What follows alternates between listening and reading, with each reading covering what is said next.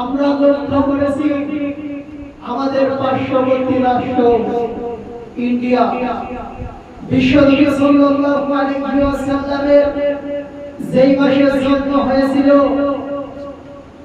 সেই মাসে বিশ্বনবী সাল্লাল্লাহু আলাইহি ওয়াসাল্লামকে মহব্বত করে ভালোবেসে আই লাভ মুহাম্মদ সাল্লাল্লাহু আলাইহি ওয়াসাল্লাম লেখার কারণে আমরা দেখতে পেরেছি স্বৈরাচার জালেমের গোষ্ঠী ভারতের মুসলমানদের উপর জুলুমের স্টিম রোলার চালিয়েছে। কথা বলেন, কথা ঠিক কি না?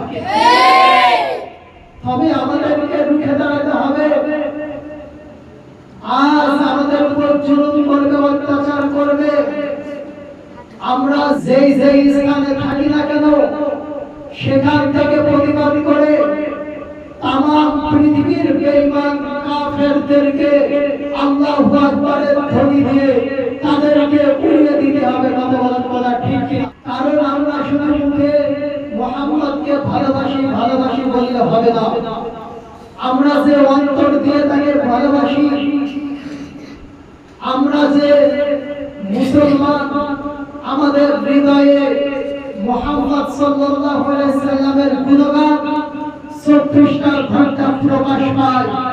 আমরা এই প্রতিবাদের মাধ্যমে ফুটিয়ে দিতে চাই। কথা বলার কথা ঠিক কি? যদি আমাদেরকে বুকের তাজা রক্ত ঢেলে দিতে হয়, আমাদের বুকটাকে যদি পাখির মতো সাজনা করে দেয়া হয় বন্দুকের গুলি দিয়ে, তবু আমরা বিশ্বনবী সাল্লাল্লাহু আলাইহি সাল্লামের পথ থেকে দেখানো পথ থেকে এবং তার কুটুক্তি আমরা সহ্য করব না। কথা বলার কথা ঠিক কি না? এইজন্য আমরা যে যেখানে থাকি সেখান থেকে तमाम পৃথিবীর বেঈমান কাফেরদের প্রতিবাদ করতে হবে। আজ আপনি মুসলমান যদি এক থাকি, ঐক্য থাকি, তাহলে দ্বিতীয়বারের মতো আমাদের নবীকে নিয়ে কুটুক্তি করার সাহস হবে না। কথা বলার কথা ঠিক কি না?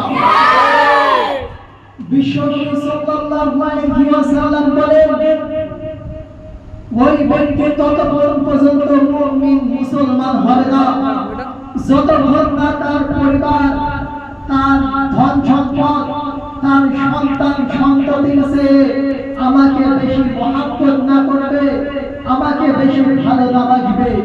তাহলে আজ তামাম পৃথিবীতে বিশ্বনবী সাল্লাল্লাহু আলাইহি সাল্লামকে নিয়ে কুটুক্তি করে আমি আপনি যদি আমাদের স্থান থেকে প্রতিবাদ না করি, তাহলে আমি আপনি বিশ্বনবী সাল্লাল্লাহু আলাইহি সাল্লামের প্রকৃত উম্মত হতে পারবো নাকি? পারবো না। এইজন্য আমরা যে যে স্থানে থাকি বিশ্বনবী সাল্লাল্লাহু আলাইহি সাল্লামের নিয়ে যে কুটুক্তি করেছে সেই প্রতিবাদ আমাদেরকে করতে হবে।